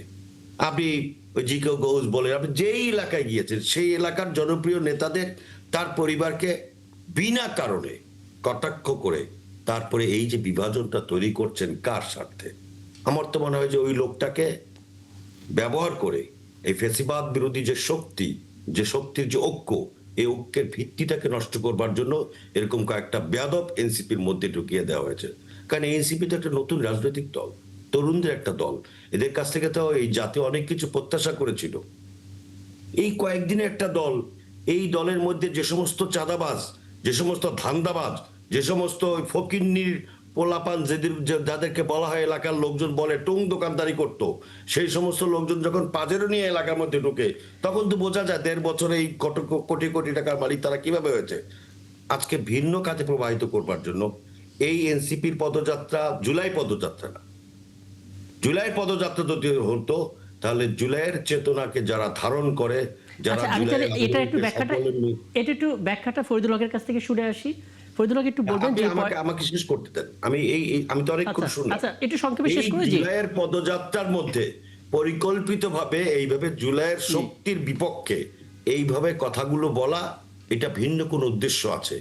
এবং জুলাইয়ের যে শক্তি, জুলাইয়ের আদর্শে যারা বিশ্বাস করে, ফ্যাসিবাদ বিরোধী যে শক্তি, সেই শক্তির ঐক্যকে বিনষ্ট করবার জন্য কিন্তু ভিন্ন উদ্দেশ্য কেন থাকবে? মানে যদি এভাবে ফ্যাসিবাদ ফিরে আসে, পলাতক শক্তি যদি ফিরে আসে, এনসিপি তো অনেক বেশি ক্ষতি, এই বোধ শক্তি যদি তাদের অনেক বেশি ক্ষতিগ্রস্ত, এই ভাষায় কথা বলতে পারতো না। আপনি তারেক রহমান সাহেবের কথা বললেন, এই তারেক রহমান সাহেব নির্বাচিত হওয়ার পরে প্রধানমন্ত্রীর শপথ গ্রহণ করবার আগে এই 6 জনের এমপি, একজনের এমপির প্রধানদের বাসায় বাসায় গিয়ে দেখা করেছেন। নতুন কিছুতে সেখান থেকে মানুষ দেখতে শুরু করেছে। কই তারেক রহমান সাহেবের এই যে গত 6 মাসের 5 মাসের যে কর্মকাণ্ড, তার যে উদ্যোগগুলি, সেই উদ্যোগগুলির সফলতা নিয়ে তো একটা লোক কোনো কথা বলতে পারলো না। এটা কি নতুন বাংলাদেশের প্রত্যাশা ছিল? নতুন বাংলাদেশের যে জিনিসগুলো তারেক রহমান সাহেব নতুন নতুন যে জিনিসগুলোকে উনি মাঠে ময়দানে সকলের মাঝে ছড়িয়ে দিলেন, সেই জিনিসটা নিয়ে এত কেউ কোনো কথা বলতে পারলো না। তার মানে কি উদ্দেশ্যটা কি? উদ্দেশ্যের টার্গেটটা হচ্ছে বিএনপি। কারণ বিএনপিকে টার্গেট করা হচ্ছে এবং বিএনপির বিরুদ্ধে মিথ্যাচার করা হচ্ছে। এই যে আপনি ধরেন 1.5 বছরের যে তাদের যে এই যে সংসার ছিল ইউনূস সাহেবের আমলে, সেই আমলে এখন এমপি নির্বাচিত হয়েছে না এই ধানমন্ডি থানায়। একটু দ্রুত বলতে হবে, একটু দ্রুত শেষ করতে হবে। ধানমন্ডি থানায় টাকা লুট করে অ্যারেস্ট হয়েছে। সেখানে আপনার এই যে এই নোয়াখালীর যে এমপি হলো, সে ছাড়াইতে গেছে না থানার মধ্যে, দাপট নিয়ে তাদেরকে ছাড়াই নিয়ে আসতে গেছে না। কার কথা বলছেন? হান্নান মাসুদের কথা বলছেন আপনি? নতুন রাজনীতি ছিল সেটা, সেটাকে কোনো নতুন রাজনীতির প্রত্যাশা পূরণ করেছিল? আপনার ডিসি অফিসে গিয়ে হঠাৎ করে দেখলাম ডিসি অফিসে ওখানে গিয়ে 5 জন হাজির। আমরা ডিসি সাহেবের সাথে দেখা করবো। ডিসি সাহেব তো মিটিং আছেন। মিটিং আছে, কি আছে বলেন? আপনার এনসিপি নেতারা আসছেন, বলছেন 2 জন যাওয়ার জন্য। না 2 জন, আমরা 5 জন যাবো। আরে ভাই, এইটা কি? এইটার নাম সভ্য রাজনীতি? এইটার নাম নতুন বাংলাদেশ? এটার নাম ছিল নতুন বন্দোবস্ত। জি, আবু নাসির মোহাম্মদ, আপনি শেষ করেছেন। তারা এই নির্বাচনটাকে হওয়ার কারণে তাদের মাথাটা সমস্যা।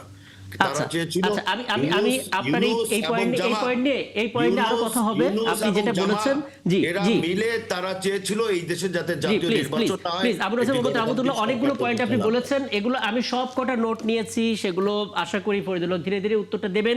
আমি একটা বিরতিতে আমাকে যেতেই হচ্ছে, প্লিজ। হ্যাঁ, একটা ছোট্ট বিরতিতে আমাকে যেতেই হচ্ছে, ফিরে এসে নিশ্চয়ই কথা হবে। এবং ফরিদুল হক, আপনার কাছে জানার চেষ্টা করব, জুলাই পদযাত্রার মধ্যে আসলে সবাইকে এক করা উচিত ছিল, কারণ সবাই একসাথেই সেই জুলাইতে মাঠে ছিলেন।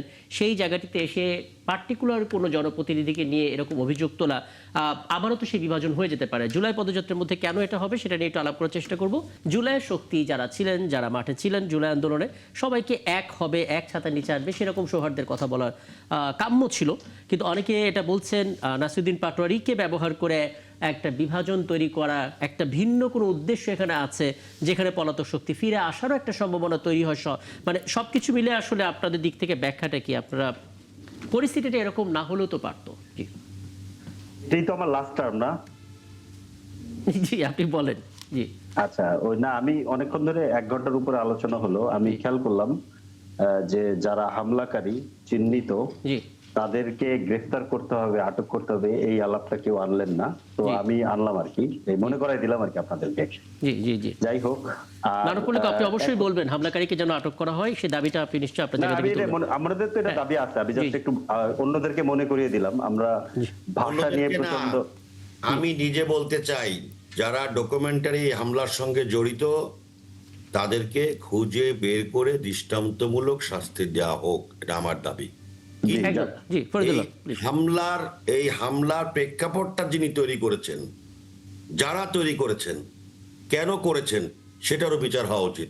কথা জি, বলায় বিচার- মামলা করতে হবে। মামলা বিচার করার মতো অফেন্স হলে অবশ্যই বিচার করা উচিত, তাহলে দৃষ্টান্ত সেট হবে। তখন ধরেন মানে আমরাও ধরেন এগুলো নিয়ে পরবর্তীতে কথা বলতে পারবো। যেমন ধরেন আপনি অসভ্য বলছেন, বেয়াদব বলছেন, কুলাঙ্গার বলছেন, ফকির নির্বলা বলছেন, সবগুলো মেনে নিচ্ছি, কোনো অসুবিধা নেই, মানুষ হজম বলে, করছি। আমরা বলি না। না, এটা হজম করছি, কোনো অসুবিধা নেই, মানে এটাও ওই ব্যাপারগুলো ওরকমই। তো এরকম আর কি, ধরেন মনে করেন যে একটা কথা আসছে যে কি সালাউদ্দিন ভাইকে কেন গডফাদার বলা হলো, কিন্তু আমরা তো দেখলাম যে সালাউদ্দিন ভাই বাংলাদেশে ফিরে এসালমের গাড়িতে উঠছে, যে কারণে বিএনপি তাকে সমাজ করছিল। তো এসালমকে যে শেল্টার দিবে তাকে গডফাদার বলা যাবে না? আচ্ছা ঠিক আছে, তাহলে এখন আমাদের জন্য আপনারা একটা ঠিক করে দেন, একটা লিস্ট ঠিক করে দেন যে এই শব্দ তোমরা ব্যবহার করতে পারবে, এই করতে পারবে না। আমরা বাংলাদেশের মানুষের কাছে বলি যে 2/3 মেজরিটির সরকার একটা হেডমাস্টারের ভূমিকা নিছে, রাজনীতিবিদদের ভাষা ঠিক করে দিচ্ছে। এখন কি আমরা এই ভাষায় কথা বলবো নাকি অন্য ভাষায় কথা বলবো, এটা আমরা ঠিক করে দিতে পারি। আরেকটা ইন্টারেস্টিং কথা মারুফ ভাই বলছেন যে কেন ক্রাইসিস নিয়ে কথা বলা হচ্ছে না, উনি বোধহয় ভুলে গেছেন। সেটা হচ্ছে যে উনি দুইটা জিনিসকে খোঁচা দিয়েছেন, যে যৌন কেলেঙ্কারি এবং ধরেন এই গ্যাস বিদ্যুতের ক্রাইসিস নিয়ে কেন কথা বলছেন। আপনি ইতিমধ্যেই বলেছেন যে নাহিদ ইসলাম এটা নিয়ে কথা বলেছে, আমরা আগামীকালকে এটা নিয়ে প্রোগ্রামও করব। কিন্তু উনি একটা জিনিস ভুলে গেছেন যে এইগুলোকে ভোলানোর জন্য খোদ সরকার একেবারে খুব কালেকটিভ ভাবে এই যে লাগাতার ভাবে 3 দিন ধরে আমাদের উপরে হামলা চালালো কিনা, সেটাও তো একটা ধরেন ব্যাপার, যে আসলে যাতে এগুলো নিয়ে আমরা কথা বলতে না পারি। তাহলে তো এটা প্রতিমন্ত্রী যে আপনাদের রাজনৈতিক অপরিপক্কতার প্রমাণ। আপনারা সরকার হ্যাঁ, ফাঁদে ওটাই, না, ফেলেছে, আপনারা সেই না, না। ফাঁদে পা দিয়েছেন। হ্যাঁ, আমাদেরকে লাগাতার ভাবে হামলা করা হচ্ছে। আমরা ধরেন জীবনের নিরাপত্তা নিয়ে আমাদের মানুষজন ধরেন এর উপরে আছে, হ্যাঁ, এবং জেলায় জেলায় আমাদের উপরে হামলা হচ্ছে। এর মধ্যে তো ধরেন আমাদের নতুন দল, আমাদের তো কিছু অপরিপক্কতা থাকবেই, কিন্তু ওইটা একটু বিবেচনায় রাখেন আর কি, মানে একদম ধরেন অত রুট হয়ে যায় না। আর যৌন কেলেঙ্কারির ব্যাপার বলার ক্ষেত্রে ওই যে নিজেদের দলের মন্ত্রী, তার ব্যাপারটা একটু খেয়াল রাখেন। কারণ হচ্ছে যে আমি কারো পক্ষ নিচ্ছি না, কিন্তু এটাও খেয়াল রাখেন যে এই দিক থেকে চোখ ফেরানোর জন্য আসলে হামলাটা করা হইলো কিনা, সেই প্রশ্ন কিন্তু মানুষের মধ্যে আছে। এবং যার কি বলে, যাকে সেভ করার জন্য 8-10টা মিডিয়া এআই ভিডিও বলে ঝাঁপিয়ে পড়েছিল, সেটার ব্যাপারে সরকারি দল কি ব্যবস্থা নেয়, সেটাও কিন্তু আমরা দেখতে চাই। আরেকটা হচ্ছে যে আপনি যেটা প্রশ্নটা করলেন উপস্থাপক ভাই, সেটা হচ্ছে যে জুলাইয়ের ঐক্য। এখন দেখেন যে এই জায়গাতে আমরা 2 বছর পরে যেখানে এসে দাঁড়িয়েছি, এখন ঐক্যর ক্ষেত্রে তো ধরেন মিনিমাম কিছু বেসিক জিনিস দরকার হয়। ধরেন আমি যে কমিটমেন্ট করতেছি কিংবা আপনি যে কমিটমেন্ট করতেছেন, সেটা আমরা রক্ষা করতে পারছি কিনা, তা এটা ধরেন ঐক্যের একটা পূর্ব শর্ত। তা ধরেন সরকারি দল 6 মাস হয়ে গেছে রাষ্ট্র পরিচালনার দায়িত্ব নিয়েছে, আমরা তো জুলাই সনদ, গণভোট সহ সংস্কারের যে কমিটমেন্টগুলো আমরা এখানে আমি সরি, আমি ছোট আপনাকে 30 সেকেন্ড বা তারও কম।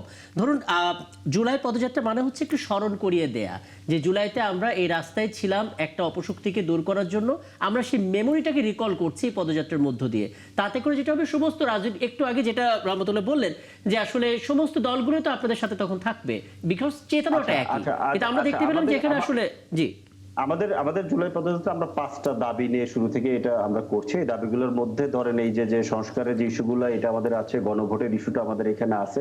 আপনি ওইটা দেখলে আরো ভালোভাবে, আমরা কিন্তু ওইগুলো নিয়ে প্রধানত আলাপ করেছি আমরা জুলাই পদযাত্রায় যে সমস্ত জায়গাতে গিয়েছি। হ্যাঁ, তো এখন ধরেন এর বাইরেও ধরেন এই যে আপনি এদিকে ধরেন রহমতুল্লাহ ভাই কি বলে যে দৃষ্টান্তমূলক শাস্তি চাচ্ছেন, কিন্তু আমাদের বিভিন্ন জায়গাতে আমাদের নেতা কর্মীরা ধরেন অনিরাপদ বোধ করতেছে।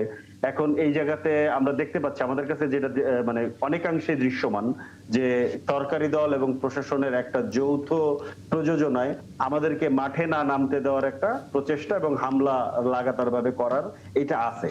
এটা ফিল করার পরে আসলে ঐক্যর জায়গাটা আসলে আসা তো কঠিন। আরেকটা জিনিস হচ্ছে ঐক্য কিন্তু প্রধানত যারা পাওয়ারে থাকেন তাদের দিক থেকে ডাক দিতে হয়।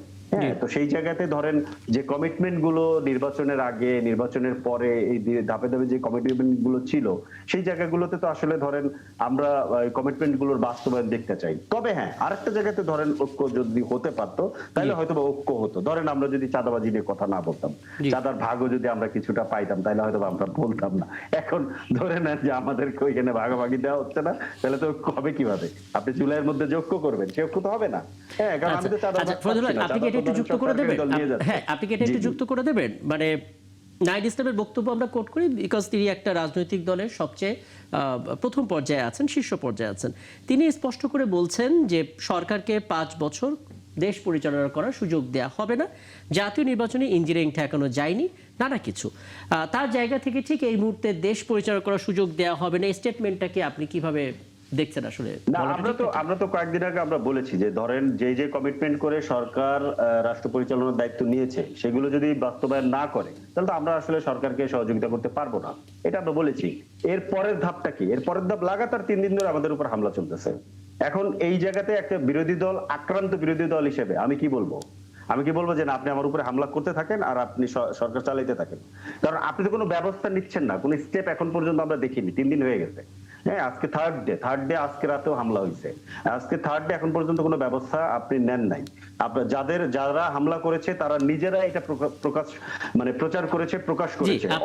বক্তব্য একেবারে স্পষ্ট। আমি এটা নিয়ে একটু তাহলে তারা ছিল এখানে। হ্যাঁ, বক্তব্য স্পষ্ট। এখানে মারুফ মল্লিক, আপনি বলছিলেন যে গ্যাসের ইত্যাদি ইস্যুতে এনসিপি কেন নির্বাক। আমি আপনাকে বলে রাখি, যেই দিনটা আজকে পড়লো 1 আগস্ট, গ্যাসের সংকটে প্রতিবাদ এবং পেট্রোবাংলা অভিমুখে প্রতীকী মার্চ, রাজধানী সহ দেশ জুড়ে বাসাবাড়ি, শিল্প কারখানা এবং পরিবহনে গ্যাসের তীব্র সংকট এবং দাম বৃদ্ধির ষড়যন্ত্রের প্রতিবাদে এনসিপির বিক্ষোভ মিছিল হবে কারণবাজার সার্ক ফোয়ারা বিকেল 5:30টায়।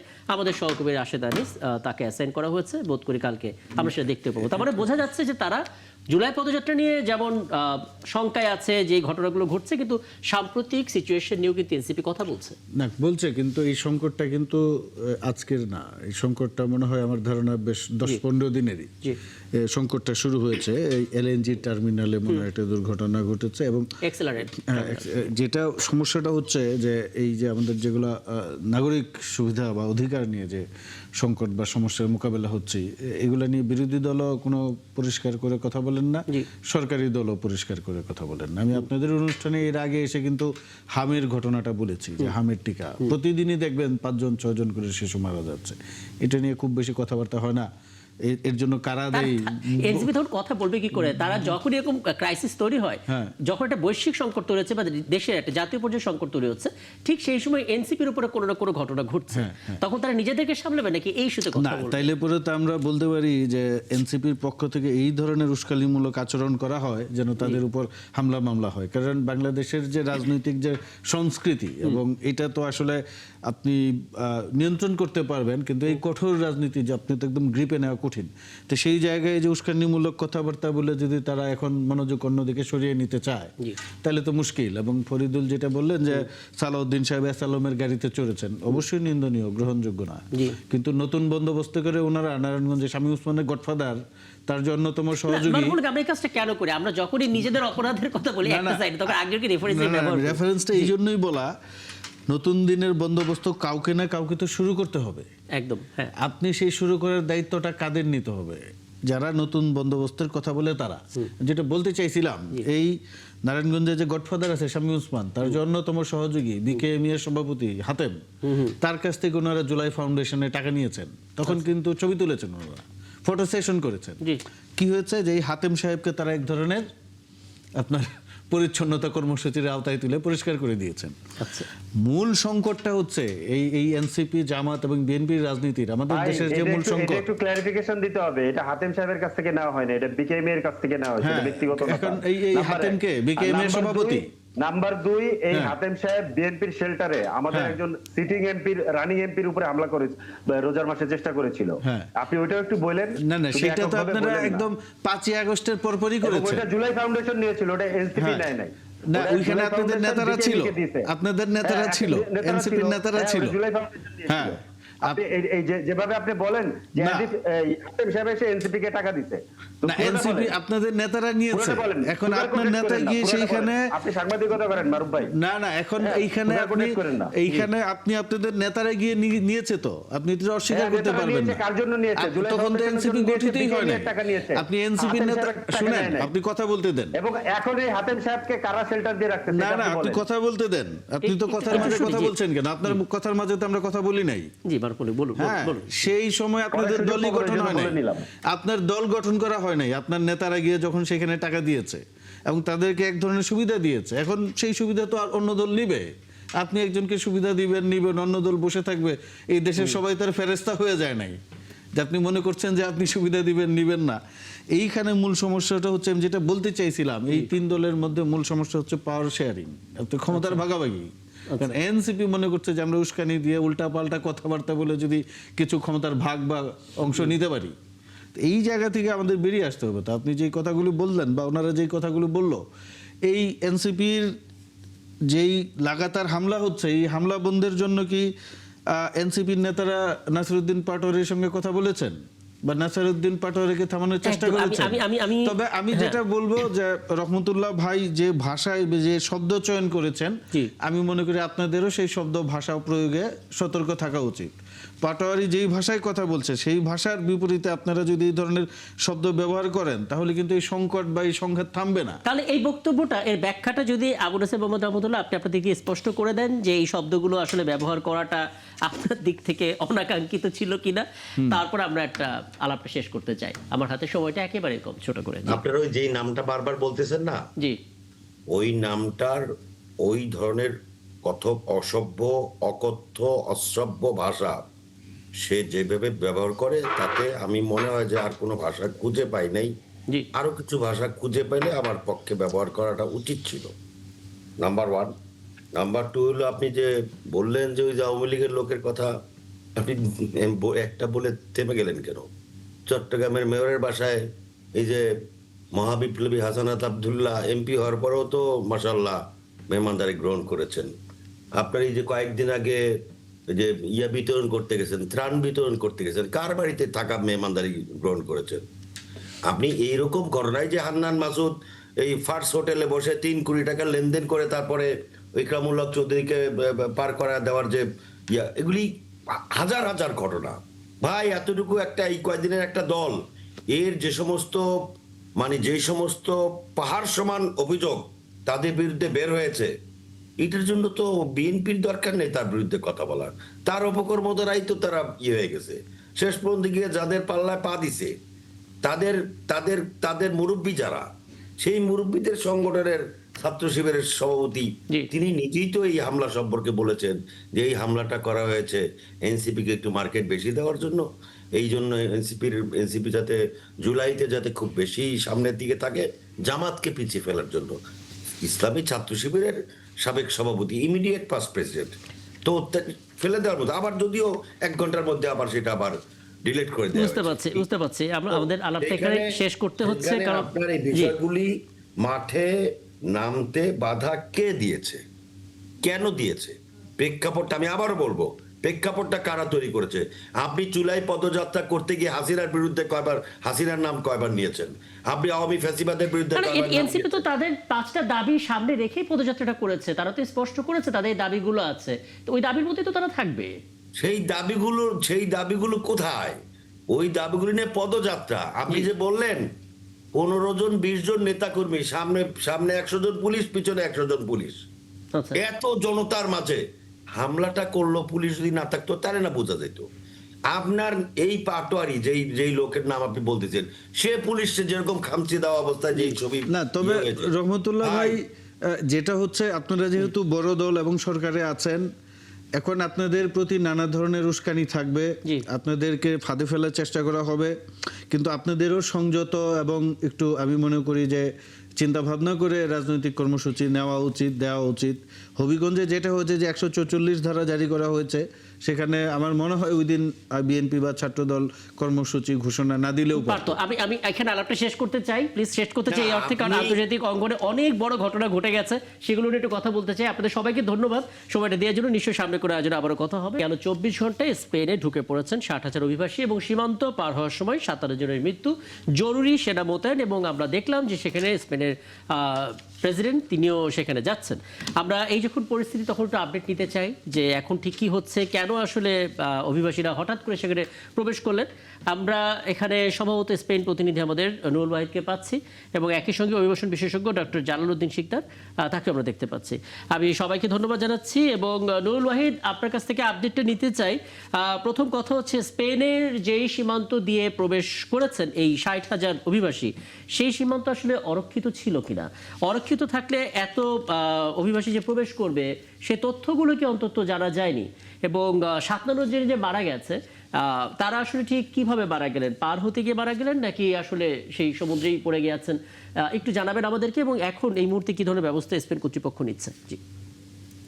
আরেকটি ভিতরে যে বিষয়টি উল্লেখ করা হয়েছে এবং আপনারা জানেন যে সদ্য স্পেনের হাইকোর্ট থেকে একটি রায় পাশ হয়েছে যে সমুদ্র সীমায় যদি কোনো অভিবাসন প্রত্যাশী প্রবেশ করে স্পেনের, তাহলে সেখান থেকে তাকে তাৎক্ষণিক বের করে দেওয়ার কোনো সুযোগ নেই।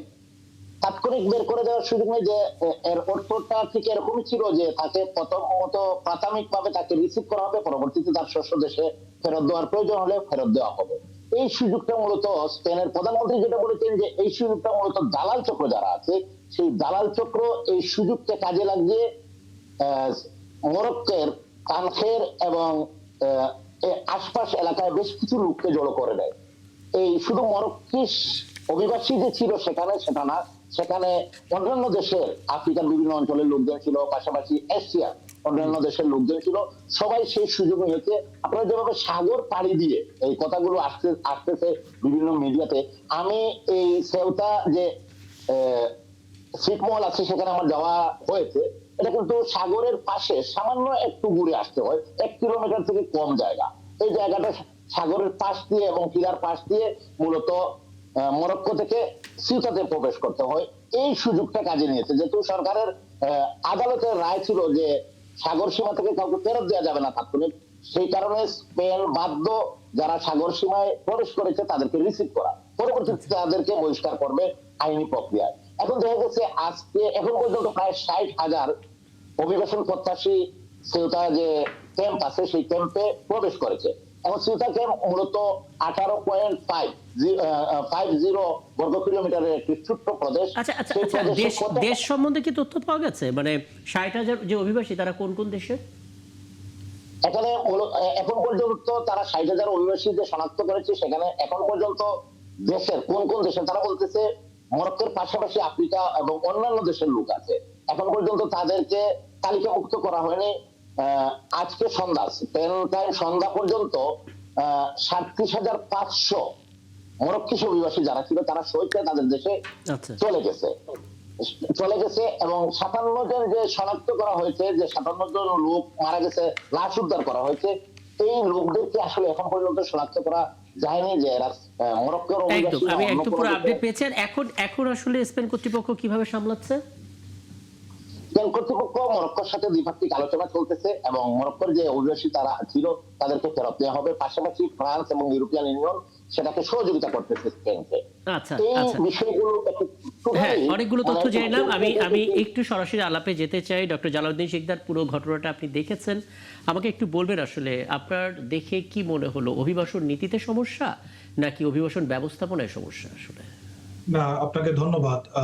নুরুল সাহেব উনি ওনার মাইগ্রেশনের পয়েন্ট অফ ভিউতে বলেছেন, কিন্তু আমাদের মনে হয় এটা আন্তর্জাতিক সম্পর্কের আলোকে এটাকে ব্যাখ্যা করা উচিত। এটা আপনারা যেরকম ট্র্যাডিশনাল যে মাইগ্রেশনটাকে যেভাবে দেখছেন ঘটনাটা সেটা না, এটাকে আপনার ঐতিহাসিক দৃষ্টিকোণ থেকে দেখতে হবে। সিয়াতো আর মেলিয়া এটা হচ্ছে মরক্কোর পাশে একটা ছিটমহলের মতো, যেটা স্পেনের উপনিবেশ ছিল এবং স্পেন এটাকে নিজের দখলে রেখেছে। দখলে মানে কি তার নিজেরই একটা দেশেরই একটা অংশ, এবং সেখানে অনেকদিন আগের থেকে এটা মরক্কো তার নিজ এলাকা হিসাবে সে দাবি করে। তা এটা নিয়ে টানাপোড়া সবসময় ছিল। তা আবার আপনি জানেন যে মরক্কোর সাথে কিন্তু আলজেরিয়ার একটা দ্বন্দ্ব আছে, সেটা হচ্ছে পশ্চিম সাহারা যে অঞ্চলটা নিয়ে, যেখানের ভিতরে আপনার বিদ্রোহী একটা ফ্রন্ট আছে, নাম হচ্ছে পলিরাস ফ্রন্ট, যেটার নেতা হচ্ছে আপনার ইব্রাহিম গালি। তার এই পশ্চিম সাহারা অঞ্চলটা মরক্কো সেটা দাবি করে। আবার আলজেরিয়া আবার পশ্চিম সাহারাকে তারা সাপোর্ট করে, কারণ আলজেরিয়ার সাথে মরক্কোর ঐতিহাসিক দ্বন্দ্ব আছে তারা, এবং মরক্কো সুপার পাওয়ার হোক এটা আলজেরিয়া চায় না। এখন স্পেন এখানে যে প্রবলেমটা পড়েছে, স্পেন এটাকে বলা হয় ট্রায়াঙ্গুলার ডিপ্লোমেসি। স্পেন এই তিনটার সাথেই খুব সম্পর্ক রাখতে চায়, ভালো মতো সে সম্পর্ক রাখে, তার এই ডিপ্লোমেসিটা এরকম ছিল। তার মানে কয়েকদিন আগে মরক্কোর সাথে তার সম্পর্ক ভালো ছিল, তখন আলজেরিয়া খুব মানে অসন্তুষ্ট হয়ে গিয়েছিল, তার পরবর্তীতে আপনার স্পেনের যে পাদ্রে সেনজেন ছিলেন, তারা 2021 সালে আপনার এই মরক্কোর আপনার পশ্চিম সাহারা যে বিদ্রোহী গ্রুপ পলিরাস ফ্রন্ট, তার যে নেতা গালিকে তাদের দেশে আশ্রয় দিয়েছিল মানে চিকিৎসার জন্য। তখন কিন্তু 2021 সালে কিন্তু আপনার মরক্কো কিন্তু প্রায় 8,000 শরণার্থীকে ছেড়ে দিয়ে আপনার ওই সিয়াটোতে মালিয়াতে পাঠিয়ে দিয়েছিল, দিয়ে সেখানে কিন্তু একটা প্রেসার ক্রিয়েট করেছিল স্পেনকে। পরে স্পেন আবার আলোচনার মাধ্যমে কিন্তু আবার ফেরত আসে। এটা আবার আলজেরিয়া কিন্তু আবার পছন্দ করে না, রাইট? এখন আবার স্পেন রিসেন্টলি আপনার 2026-এ রিসেন্টলি আপনার এই গত মাসে তারা আলজেরিয়ার সাথে আবার একটা চুক্তিবদ্ধ হয়েছে। এইটা আবার মরক্কোকে এটা আবার প্রচন্ড আবার এটা করেছে, কি বলে মানে অসন্তুষ্ট করেছে, যার কারণে এই রেফিউজিটাকে তারা ছেড়ে দিচ্ছে। ছেড়ে দিয়ে মধ্যে তার একটা মেসেজ দিচ্ছে যে তুমি যে আলজেরিয়ার সাথে সম্পর্ক করতে যাচ্ছ, এটার ভয়াবহতা তুমি এটা পরিণত করো। যার কারণে কিন্তু আবার মরক্কোর সাথে স্পেনের আবার আলোচনার মাধ্যমে অলরেডি কিন্তু 50,000 ফেরত আসছে। এইটা হচ্ছে এই রেফিউজিটাকে এটাকে একটা ডিপ্লোমেসি টুল হিসেবে ব্যবহার করতেছে। আমি তাহলে যতটুকু বুঝতে পারলাম, আপনি যেহেতু গভীরভাবে বিশ্লেষণ করছেন, সাধারণ মানুষের দৃষ্টি থেকে যদি আমি একটু বোঝার চেষ্টা করি, ঝামেলাটা হচ্ছে আলজেরিয়ার সঙ্গে স্পেনের চুক্তিটা ভালোভাবে মরক্কো নেয়নি। এ কারণে মরক্কো থেকে যারা আসলে স্পেনের দিকে যেতে চায়, এতদিন মরক্কো ট্যাকেল দিচ্ছিল, এখন সেই দরজাটা তারা খুলে দিয়েছে যে তোমরা যেতে পারো, যেন স্পেন বাধ্য হয়ে মরক্কোর কাছে আসে এবং সেই চুক্তির ব্যাপারে নেগোসিয়েশনটা করে, তাই তো? কারণটা হচ্ছে যে আপনি একটা তুর্কি মডেলটা খেয়াল করেন 2016 সাল ইউরোপিয়ান ইউনিয়ন তুরস্ককে $6 বিলিয়ন দিয়েছিল, যেন তুরস্কর ভিতর দিয়ে যেন কোনো অবৈধ অভিবাসী যেন ইউরোপে ঢুকতে না পারে। এরকম একটা চুক্তি কিন্তু স্পেনের এবং ইউরোপের সাথে আপনার মরক্কোর সাথে আছে, কারণ মরক্কো হচ্ছে আরেকটা ফ্রন্ট যেখান থেকে মানুষ পার হয়ে যেতে পারে। এখন এই চুক্তিটা কারণে এখানে কেউ বলা কনসপারেন্সি থিওরি, কেউ বলার চেষ্টা করতেছে এটা শুধু ওই আলজেরিয়ার সাথে সম্পর্ক না, এইটারও নেগোসিয়েশনের জায়গা যে তুমি আরো বেশি পয়সা আমাকে দিবা, তাহলে কিন্তু আমি ছেড়ে দিব। মানে আন্তর্জাতিক সম্পর্ক কিন্তু আপনার যেটা ব্ল্যাক এন্ড হোয়াইট যেভাবে দেখেন সেটা এটা খুব কমপ্লেক্স। মানে আপনি আসলে যে পয়েন্টটা পরিষ্কার করলেন, বোধ করে এটা অনেকের মাথায় আসবে না, যারা আসলে গবেষণা না করে তারা হয়তো এটা বুঝতে পারবে না। আরেকটা হচ্ছে যে এটা হচ্ছে যে মরক্কোকে আবার সমর্থন দেয় কিন্তু আবার ইসরায়েল এই সিয়াটো এবং মালিয়ারকে আপনার বুঝতে পারছি। আমি সেটা নিয়ে নিশ্চয়ই সামনে কোনো আয়োজনে একটা বড় আলোচনাটা করব।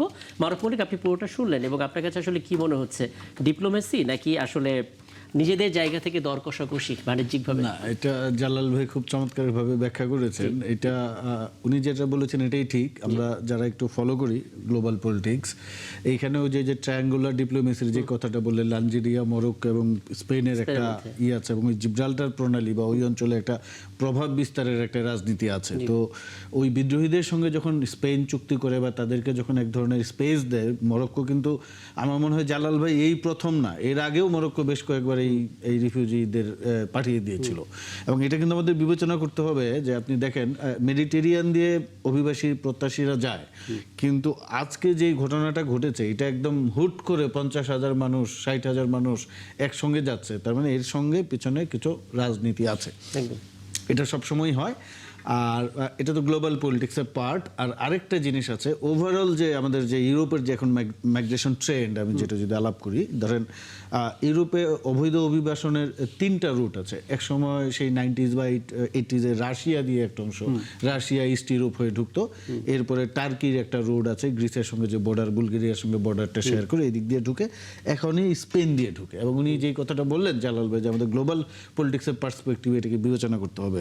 এখন এই যে আমরা যে ডেথ কেসগুলো দেখি মেডিটেরিয়ানে, এইটা যদি আমরা বন্ধ করতে চাই, এটা আমি মনে করি এটা জাতিসংঘে এটা নিয়ে আলাপ করতে হবে। কারণটা হচ্ছে আমরা যদি বলি যে কারণেই হোক, ডিপ্লোমেসির কারণেই হোক আর এই আদম পাচারের কারণেই হোক, মানুষ কিন্তু ইউরোপে ঢুকছে, 3টা রুট দিয়ে ঢুকছে এবং নিত্য নতুন আদম পাচারের রুট তৈরি হচ্ছে। এইটার মূল বিষয়টা হচ্ছে এই যে যারা বিশাল জনগোষ্ঠী অভিবাসন প্রত্যাশী যারা ইউরোপে ঢুকছে, ইউরোপের লেবার মার্কেট কিন্তু তাদেরকে অ্যাকসেপ্ট করছে, অ্যাকোমোডেট করতে পারছে। আচ্ছা। তার মানে কি আপনার ইউরোপের লেবার শর্টেজ আছে, যার ফলে যারা ঢুকতে পারলেই হলো, ঢুকতে পারলে সেখানে সে কোনোভাবে জব পেয়ে যাচ্ছে। তা এইটা যদি হয় পরিস্থিতি, তাহলে ইউরোপের যারা আছে, আমি যখন আমার ইউরোপের এই মাইগ্রেশন এক্সপার্টদের সঙ্গে কথা বলার সুযোগ হয়েছে, আমরা তখন বলেছি যে তোমরা একটা বৈধ অভিবাসনের নীতিমালা তৈরি করো, কারণ তোমাদের দেশে মানুষ তো ঢুকছে। এখন এই লোকগুলাকে যদি ওদের প্রয়োজন না থাকতো, তাহলে দেখেন ওরা কিন্তু বর্ডার সিল করে দিত। কোনো রাষ্ট্র যদি চায় তার দেশে অবৈধভাবে কেউ ঢুকতে পারবে না, সেটা আমার মনে হয় যে একটা দুইটা ঢুকতে পারে, কিন্তু বন্ধ করে দেওয়া সম্ভব। তারা কিন্তু বন্ধ করে না। 60,000 তো কম সংখ্যা না। আমার আসলে আমি ইচ্ছা ট্রেন্ডের করছে, কথা যদি বলি, এই 60,000-এর বাদে আপনি দেখবেন আমরা বারবার যেটা আসে। বারবার তারপরে কিন্তু- আমাদের সময় থাকলে আমি সিরিয়াসলি আলাপটা দীর্ঘ করতাম, কারণ এটা অনেক প্রয়োজন ছিল আলাপের, কিন্তু মুশকিল হচ্ছে 15 সেকেন্ডে শেষ করি। শেষ করি, যেটা জি। হচ্ছে যে আমি মনে করি এটা একটা গ্লোবাল আমাদের প্রবলেমে পরিণত হয়েছে, এই মাইগ্রেশন, পার্টিকুলারলি ইউরোপের মাইগ্রেশন। এবং ইউরোপের দেশগুলোর উচিত জাতিসংঘের সঙ্গে বসে একটা বৈধ মাইগ্রেশন পলিসি তৈরি করা, যেন মানুষ এই মেডিটেরিয়ান বা এই দিক দিয়ে ওই আলপস পার হয়ে যায়, বা আপনার ইস্ট ইউরোপিয়ান বা রাশা হয়ে যায়, টার্কি হয়ে যায়, এইভাবে যাওয়াটা যেন বন্ধ করে। অনেক ধন্যবাদ নূর ওয়াহিদ। আরো কিছু তথ্য নিশ্চয়ই আপনার কাছ থেকে পেতে থাকবো আমরা, এবং ডক্টর জালালউদ্দিন শিকদার। আমরা এখান থেকে নিশ্চয়ই সামনে আমরা আলোচনাটা দীর্ঘ করবো। মরক্কোর পেছনে ইসরায়েলের ভূমিকা রয়েছে, এই পর্যন্ত আমরা আলাপটা আজকে করলাম এই পর্যন্ত। অনেক ধন্যবাদ দর্শক, আপনাদেরকেও একটা দীর্ঘ সময় আমাদের সঙ্গে ছিলেন। আগামীকাল নতুন ইস্যু নিয়ে ডক্টর জানান আমরা হাজির হব, থাকবেন আমাদের সঙ্গে।